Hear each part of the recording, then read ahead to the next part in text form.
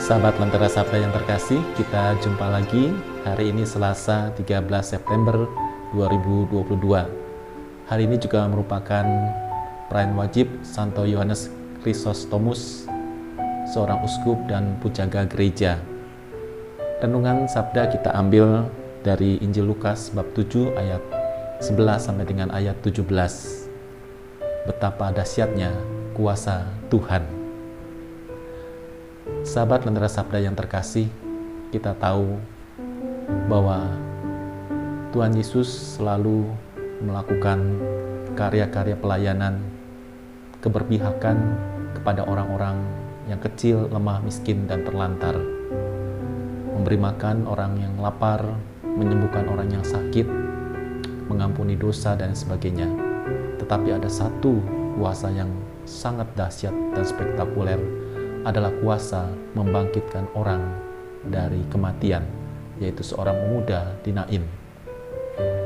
Sahabat Lentera Sabda yang terkasih, tentu kalau kita berbicara tentang kematian, maka kematian juga akan dialami oleh setiap orang, juga termasuk saya dan kita semua. Namun kematian tidak bisa kita tentukan saatnya atau waktunya. Kematian akan datang dengan tiba-tiba, karena kematian adalah misteri di dalam kehidupan kita. Maka, apa yang harus kita buat berkaitan dengan menjelang kematian tadi, atau menjelang ajal? Tentu ada sesuatu yang harus kita buat di dalam kehidupan kita. Kita tidak bisa bersantai-santai atau berleha-leha, lalu tiba-tiba ajal kita menjelang. Kalau kita siap, maka kita selamat.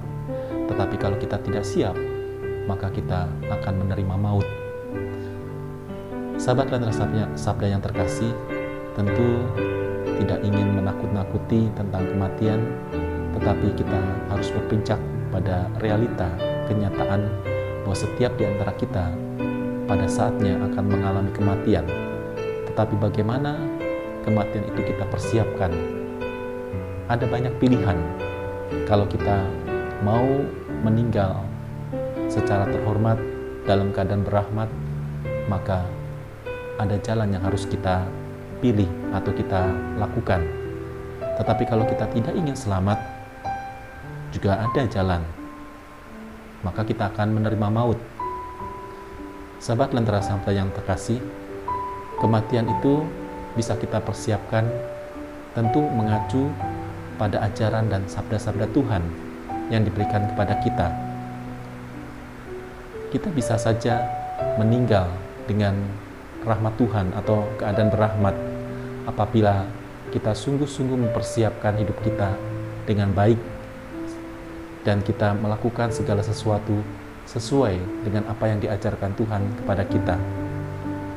Melakukan hal-hal yang sudah diteladankan oleh Tuhan kita Yesus Kristus di dalam kehidupannya, dari mulai lahir, sengsara, wafat, dan bangkit.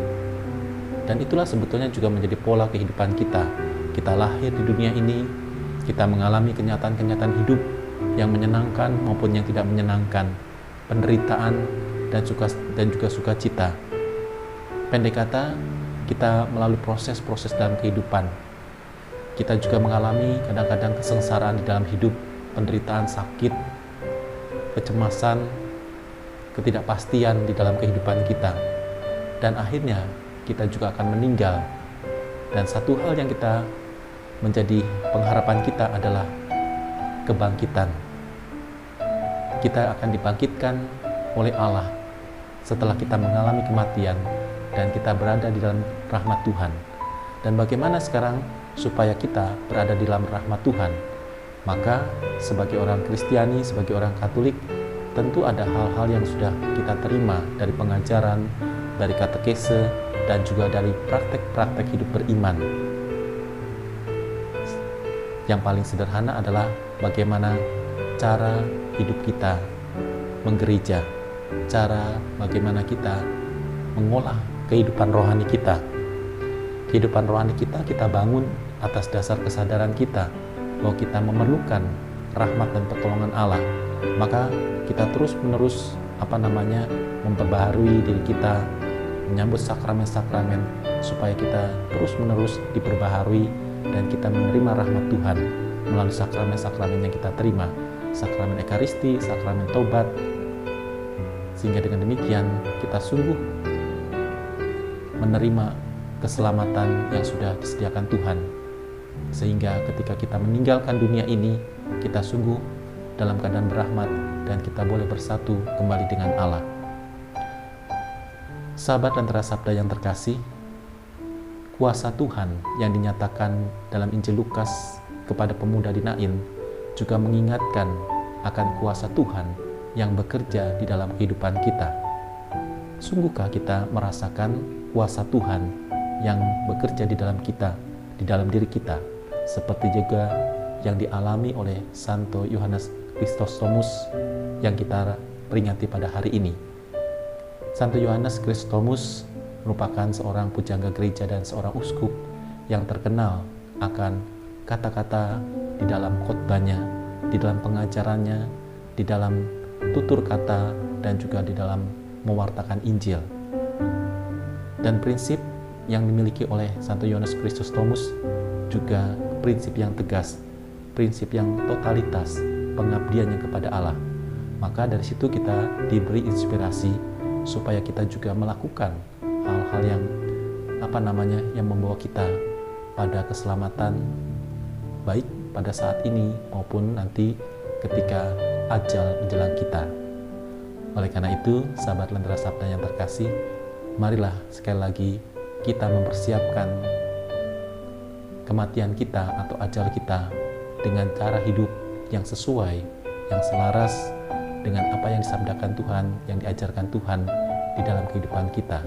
Dengan demikian, kita bersatu dengan Tuhan dan kita pasti memperoleh rahmat yang berlimpah ketika kita kembali kepada Tuhan dalam rupa kematian. Semoga kita dapat mempersiapkan segala sesuatu dalam hidup kita, menata kehidupan kita dengan baik, dan kita terus mengabdi Tuhan dengan setia dalam suka maupun duka. Tuhan memberkati. Lentera Sabda.